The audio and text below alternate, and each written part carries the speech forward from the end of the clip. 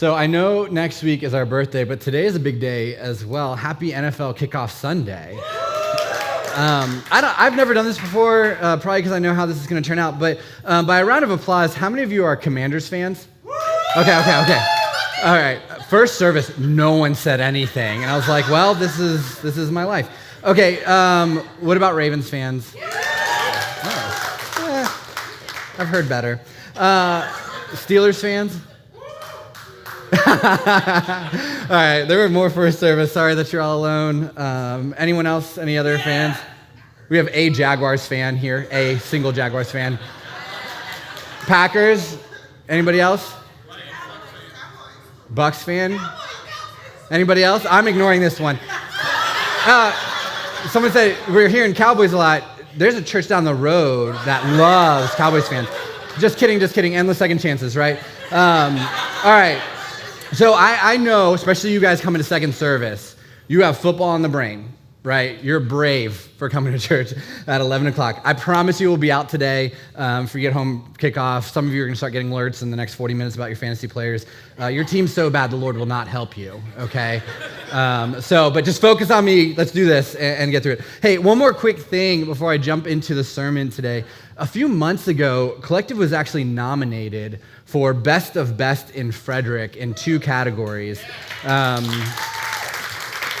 So we were nominated for Best Community-Oriented Company and the Best Nonprofit, and I'm excited to let you know that we made it to the final round on both of those categories. How awesome is that? So starting today, actually, you can vote until September 17th for Collective in both of those categories, and we want to encourage you to vote every single day. To make this easier, we're going to post it on social media a little bit later today, but it's also on the Coming Up tab on the app. So if you don't have the Church Center app, Church Center, search Collective Church, click Coming Up, and there's a link there. And you guys know me, I am super competitive. So I want to win this thing so bad, but I don't want to win because I want to get dressed up and go to some banquet and get some glass thing with our name etched in it and pat a bunch of people in the back. That's not my vibe. If we do win and have to go to those things, I'm sending the staff. I'm not even going to be there unless I can wear t-shirts, I guess. But I want to win because in the climate that we are in right now, when it comes to how people see the church, how huge would it be if a church won Best Community Organization or Best Nonprofit or both? Right? Tell me that wouldn't restore some faith in the church in Frederick. And I know a lot of you are here in this church because you don't have a lot of hope for the church as a whole, but Collective is a place where it feels different. And so what I know and what many of you know is that there are churches that do make a true impact. We feel that and we see that. There are churches that care about their community and not just themselves. There are churches that are legitimately for Frederick. Right? They don't just say they are. They don't just steal our phrase and put it on a bumper sticker or on a t-shirt and magically think that makes it true. But there are churches like Collective that when they read Jeremiah 29:7 that says, seek the welfare of the city, they take it to heart. And how cool would it be if this silly vote that doesn't really mean anything brought people to a place where they realize that that is true, that churches like that do exist. And then they came here and they bumped into Jesus and their lives were changed forever, right? In ways they never imagined. And so maybe I'm naive for thinking that's possible, but how cool would that be just because we click a few buttons on a website over the next week? So here's the last thing I'm gonna say about this. Even if we don't win, right? Even if we don't win, I know that God has been and will use this to bring people closer to him because they never even knew a church like this existed until they see it on the list this week. So thank you for those of you who voted us into the top 5, but now let's see if we can win this thing. All right. Are you guys ready to talk about video games? Something I never thought I'd say in church. Today is the last Sunday of our Level Up series where we've been using video games as metaphors to help us grow in our faith. And so if you are here for the first time and you're like, why was Sweet Child of Mine playing when I came in? Why are there arcades? That's why we went full 90s. Not gonna lie, I'm ready for the 90s music to be over. 4 weeks of it in a row, and I'm like, I didn't like growing up in that era, and therefore it'll be gone forever. So next week we'll be back to normal, good music in the lobby and auditorium. But I know some of you are like, this is my sweet spot. It's okay. I judged you hard first week. I'm sorry for that. But I have one more video game for you and one more habit that can level up your faith. And really, it can actually level up your life. And it comes from the game Donkey Kong Country. Donkey Kong was originally an arcade game developed in the 80s. In fact, it was part of the Mario franchise. And the point of the original game was climb to the top of the map as Mario and rescue the princess. All the while, Donkey Kong is throwing barrels down to try and stop you. So for about 10 years, Donkey Kong was a villain. But in 1994, Nintendo put out the game that we're talking about today. Now, did any of you play this growing up? If you had a Super Nintendo, you probably played this game, right? You can clap for that. It's good. So for those of you who didn't play the game, somehow managed to miss it, here's the premise of this game. Donkey Kong Country is a platformer game or a jump and run game, which is a type of action game where the objective is to get from one part of a level to the next. Right? And it involves levels that are staggered and varying heights of obstacles, so you jump and run to get to the end. Think Super Mario Brothers. It's the same type of game. And in this game, Donkey Kong is the grandson of the original barrel-throwing Donkey Kong, which I know is confusing. I'm not sure why they didn't give him a new name, but remember, grandpa, grandson. And so Donkey Kong in this game is actually the hero. And he and his nephew Diddy Kong set out to save the original DK's hoard of bananas that had been taken by King K. Rool and his Kremlin crew. I know. I explained this to my wife this week, and she's like, what is happening? I was like, it's the 90s. I don't know. So despite how lame the names of the characters are, Donkey Kong Country was huge. At the time, it set the record for fastest selling video game ever, selling over 500,000 copies within a week.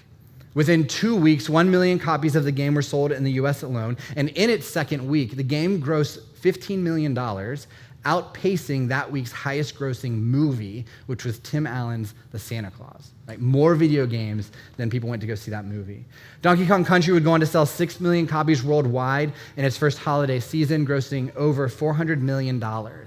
And to date, over 9.3 million copies have been sold, making it the third best-selling Super Nintendo game of all time, which is incredible. It's had the staying power for 20 years. On top of that, it won Super Nintendo Game of the Year, Best Overall Game of the Year, Best Game Duo, Best Graphic Achievement, Best Action Game, and Best Gameplay. It was an incredible game. And one of the details that sets this game apart is that you can play as both Donkey and Diddy Kong. Right? This isn't like old video games where you pick one character and you're stuck with them the entire time. During the game, on the remote, you could hit the select button and you would actually switch to the other character. And this was part of the strategy for winning the game. Donkey Kong is stronger and can defeat enemies more easily, but Diddy is faster and more agile and can jump further. And so there are parts of the game that Donkey Kong can't complete, so you have to tag in Diddy Kong, and vice versa. And so here's the big thought for today. This is what we're going to break down today. Just like in the game, there are times in our life and in our faith when we have to tag in someone else to get us to where we want to be. Right? We have to tag in someone else. We have to say, we need your help. And so that's what we're going to jump into. Now I'm going to read a story from the book of Exodus in the Old Testament that's about Moses. Moses was the leader of the Jewish people, and as they journeyed from Egypt to the land that God had promised them, one of Moses' responsibilities was to be a judge. Right? And so he was a leader of these people, but he served as a judge over them as well. And this was a very hard job. Check this out. Exodus 18, verse 13 says this. The next day, Moses took his seat to hear the people's disputes against each other. They waited before him from morning till evening. Now imagine having to solve people's problems from morning until evening. Now, that's not very hard to imagine, right? It's called being a parent. That is your life, right? It's called being a teacher. It's called being a boss, or being the only responsible person in your family full of dysfunctional people. Like, we know how hard this job is. But this is what Moses did every single day for thousands of people. The story continues. When Moses' father-in-law saw all that Moses was doing for the people, he asked, "What are you really accomplishing here? Why are you trying to do all this alone while everyone stands around you from morning till evening?" Right, so it's take your father-in-law to work day. That's not actually, I don't know why he's there. He's just there. Typical father-in-law. But while he's doing his job, his father-in-law is getting this behind-the-scenes look at what being a judge is all about. And Moses' father-in-law calls him out. Right? He says, "What are you doing?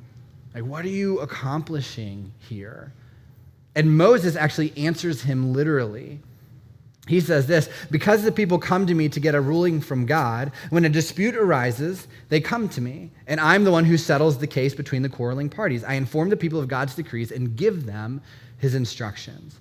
And so ultimately he says, I help the people settle their disputes, and I give them instructions from God. But what Moses didn't realize is that his father-in-law doesn't actually care about the details of the job. He's asking Moses, "What are you doing?" Because he sees that Moses is rapidly heading toward burnout. The story continues. "This is not good," Moses' father-in-law exclaimed. "You're going to wear yourself out, and the people too. This job is too heavy a burden for you to handle all by yourself." Right? This job is too heavy a burden for you to handle all by yourself. You can't keep carrying this weight all the time. Right? He's telling him, you're going to burn out. You're going to crash. You're going to start struggling to do this job well, and that is going to wear you and your people out, and eventually everything will fall apart. What he's saying is, Moses, you need help. And then what he does is he gives Moses some advice. He encourages him to find a group of capable men who can serve as judges over smaller groups of people. And he tells Moses that, hey, if they get stuck on the harder things, they can reach out to you and then you can step in. But you don't need to be handling all this stuff by yourself. And then Moses' father-in-law says this in Exodus 18, verse 22. He says, "They will help you carry the load, making the task easier for you." The story goes on. Moses does what his father-in-law suggests, and it works. He gets the help he needs. It gives him the space that he needs to lead and serve from a healthier and better place. And looking at this story, there are three different types of people in it. There's the father-in-law, whose name was Jethro, by the way, in case you're wondering. Now, some of you older than the 90s when you grew up, you're thinking Jethro Tull. There's no connection there, okay? There's nothing, they have nothing in common. But when I say Jethro, you're going to go that way. Don't go that way. So his father-in-law, whose name is Jethro, he plays the role of this wise sage who sees Moses running toward danger and gives him the advice so he doesn't crash and burn. Then in the story, there are the judges. These are the people who step in and they support and help Moses carry the weight of leading and serving their community. And then there's Moses, the person trying to do it all, trying to carry the weight of leading a family, leading a marriage, leading people, leading a whole community, leading an organization, but struggling to do it all well because it's just too much for one person. And typically in sermons like this, I'll talk about how it's our responsibility to carry each other's burdens. Right? I'll talk about how it's our job to be Jethro or the judges, and how as Christians, we're called to encourage one another and support one another and pick each other up when we fall down. And all of that is true. We should be those types of people. But something I realized this week when working on this sermon was that I almost always write these messages from the perspective of the person that's still standing, from the perspective of the person who can offer help, but rarely do we talk about them from the perspective of the person who needs it.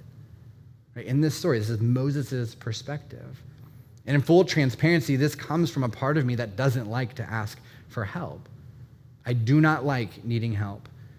So instead of focusing on Jethro and the judges, we're going to focus on Moses, the person in this story that is overwhelmed, stressed out, struggling to keep his head above water, and trying to carry the weight of the world on his own shoulders. And there are going to be two main takeaways that I point out from this story that I want you to write down. Here's the first one. Surround yourself with the right people. Surround yourself with the right people. In the game, Donkey Kong has Diddy Kong, right? In this story, Moses has Jethro, his father-in-law who sees him struggling and reaches out a hand to help. Moses also has people like the men who become the judges. He's surrounded by wise and godly people who help him when he needs it the most. Right? So we need to surround ourselves with the right type of people. Proverbs 13:20 says, "Walk with the wise and become wise. Associate with fools and get in trouble." And there are many different ways to say this. Pastor Andy Stanley says it like this: your friends will always determine the direction and quality of your life. There's a Spanish proverb that says, "Tell me your friends, and I will tell you who you are." Motivational speaker Jim Rohn once said, "You are the average of the 5 people you spend the most time with." Right? These are the people who shape who you are. They determine what conversations dominate your attention, and they affect the attitudes and behaviors that you keep. And I want to make sure that we don't miss this. This doesn't say you are the average of the 5 people you want to spend the most time with. It's who you actually spend your time with. Darren Hardy writes in The Compound Effect that according to research, Dr. David McClelland of Harvard found that the people you habitually associate with determine as much as 95% of your success or failure in life. So let me ask you, are you surrounding yourself with the right people? Students, this is why your parents care so much about who you hang out with. They know that if you're hanging out with the wrong crowd, you will get in trouble. And so teenagers, I'm going to give you a little secret. If your parents are really paranoid about who you spend your time with, it's because they hung out with some really stupid people when they were your age. And they did some really stupid stuff. And they're trying to make sure that you don't make the same mistakes that they did. And if you don't believe me on the car ride home today, ask your parents. Sorry, parents, I'm putting you on the hook for that one. But ask them, right? Ask them, why don't you want me spending time with those people? And hopefully they'll be honest. And teenagers, let me add this. This is why your parents check and monitor what you do online, how you use your phone, what you do on social media. Because they know whether you want it to be true or not, it will influence you. And they check all that stuff because they love you, and they know that if you associate with fools, you will get in trouble. And I'm not just talking about having the right type of friends. I'm talking about being in the right type of communities as well. Think about it. Do you want to surround yourself with people who believe in fighting for your marriage when things get hard, or people who think it's just easier to give up and walk away? Do you want to surround yourself with people who value serving others and caring for others the way that you do? Or do you want to surround yourself with people who are obsessed with this me-first culture that we're currently living in? Do you want to surround yourself with people who value honesty and vulnerability and transparency in relationships, or people who think relationships are for just what they can get out of them? Right? This stuff matters because the people we spend our time with, actively or passively, determine so much of who we are. Surround yourself with the right people. And for the most part, this is easy. Some of us need to do some editing. We need to remove some people from our life, or maybe we need to put up some good boundaries because they're family and you can't really remove them from your life. Some of us simply need to be here more often, make this a priority because these are the type of people you really should want to be around more often. Some of us need to spend less time around that one person at work or that one person in our neighborhood who would rather gossip and tear people down than be real. Right? These are minor changes that have a huge impact, but these are all pretty easy. Well, here's the second takeaway for today, and this one's the doozy. We need to be humble enough to ask for help. And we hate this one, don't we? Right? In fact, some of you are currently throwing up in your mouth a little bit because you hate the idea of asking for help. We would rather run through the game as Donkey Kong, even though we know that certain things are much easier for Diddy. We would rather struggle and be seen as strong and capable and resilient. But what we're really saying is that we'd rather be Moses sprinting toward burnout and pain than acknowledge the fact that we are carrying too much. We need to be humble enough to ask for help. And this isn't easy, right? We know this is a difficult thing to do. Psychologists have been studying this topic for years, and they have found that there are 3 primary reasons we don't like asking for help. The first is fear. We are afraid that we'll be turned down, laughed at, or revealed to be a fraud. We are reluctant to ask for help because this seemingly simple act carries a number of high social risks, including rejection, diminished status, the inherent relinquishing of control, and overall failure. And when we think about these threats, fear overrides reason, and as studies in neuroscience show, the risk of emotional pain activates the same regions of the brain as physical pain. Right? And we don't want that. Right? We don't like that feeling, so we don't ask for help. The second reason we don't like asking for help is that we don't want to be a burden. There tends to be a lot of awkwardness associated with asking people for help. The person asking often feels like they're inconveniencing others and making their lives harder than they need to be.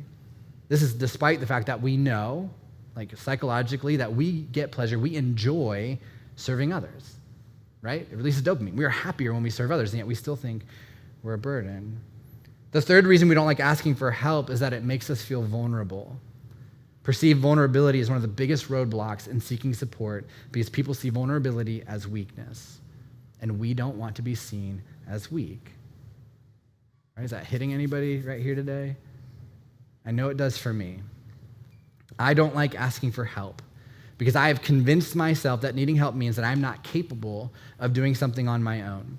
And if I'm not capable of doing something on my own, it means that I am weak. And if I am weak, it means that people in my life won't love me. Does anybody else think that way? Men, talking to you?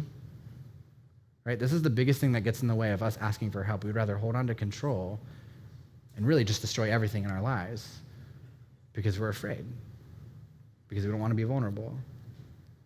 Now, putting ourselves into Moses' shoes, imagine what it was like for him to have to ask for help. Not only was it not his idea, like he got it from his father-in-law, which just has to be embarrassing. Like there's always a tension there. But also because he's the leader of all these people. He was the one that God spoke to through a burning bush. He was the one that God used to free the Israelites out of slavery. He was the one who stood before the Red Sea and commanded it to split. And he's the one that needed to be humble enough to ask for help. That had to have been hard. And we feel that.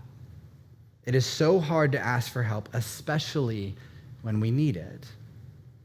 Do you know what breaks my heart? And this happens all the time. It happened a lot during COVID. There are marriages that have fallen apart or are currently falling apart. And I know that if those couples would have just reached out to someone and asked for help, they wouldn't be in that place right now. Right? I know this. I'm not saying the marriages would be perfect. I'm not even saying they would be completely healed. But what I'm saying is they'd have a fighting chance. They would have a light at the end of the tunnel and people to walk with them as they work toward healing and restoration if they just would have asked for help. But they didn't. Right? And maybe it's because they were embarrassed. They didn't want other people to know that they were struggling. Right? They didn't want to be a burden. Or maybe they just thought they could do it all on their own. I've seen people held captive by addiction who refuse to get help, refuse to ask for accountability and support, refuse to find a sponsor who's been there before. And I've watched as the end result is broken families, broken homes, overdoses, and deaths. One of the reasons we pushed so hard to open this church back up during COVID wasn't because people were dying because of COVID. It's because 5 people overdosed and died that went to this church during that season because they didn't ask for help, and we weren't able to be there in those moments. I've seen people who are struggling with mental health be too afraid to tell anyone that something feels off, that they find themselves in these places where they don't know if they want to keep living. And instead of asking for help and allowing people to remind them that they are valuable and they matter, or to support them as they go to counseling for the first time, or walk with them as they get the medicine they need dialed in, they try to do it all alone, and ultimately it always gets worse and worse and worse. Moms, there are so many new moms here. Postpartum is very real. And every mom here would love to support you as you navigate those hard months. But you need to step out of your comfort zone and ask for help. Right? They don't know how hard this is. They know it's hard, but they don't know how you feel and how much you are hurting. You have to ask for help. Parents, I'm not sure why this is the norm, but we suck at asking for help from other parents. And parenting is really hard. I think I've said that every week in this series. We're in a tough season, people. Right? There are times when Ray and I, we don't know what we're doing, and we're very aware that we don't know what we're doing. There's times when we know we are not doing a good job. Here's the deal. We aren't Bluey's parents. Anybody feel that pressure all the time?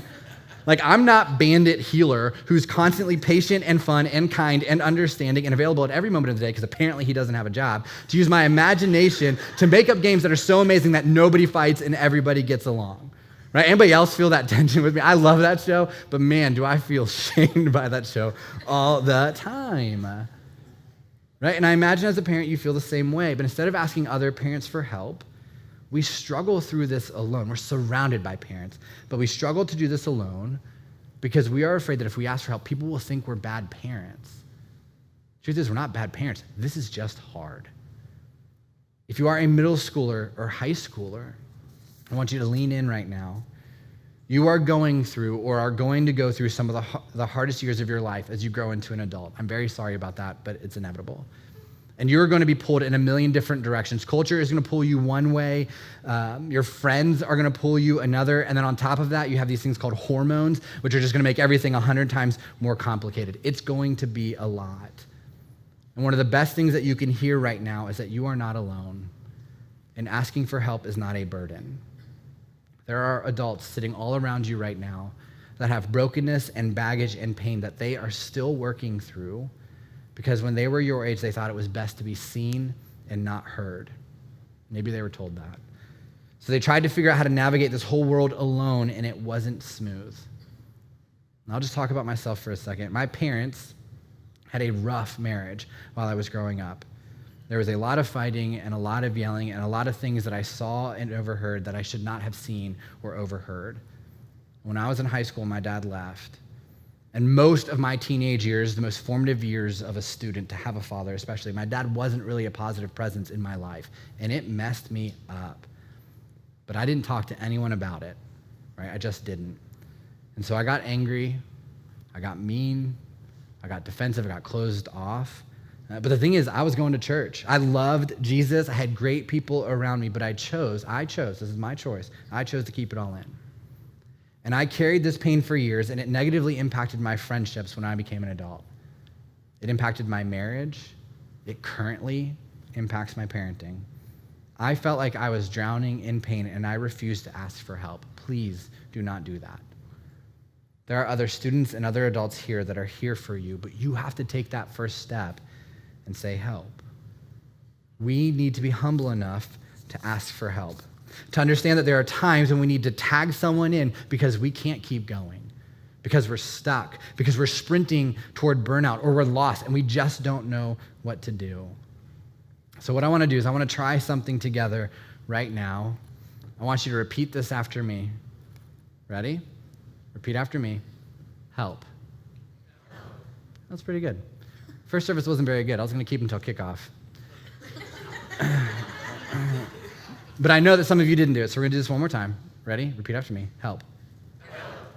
Okay, now try this one. Will you help me, please?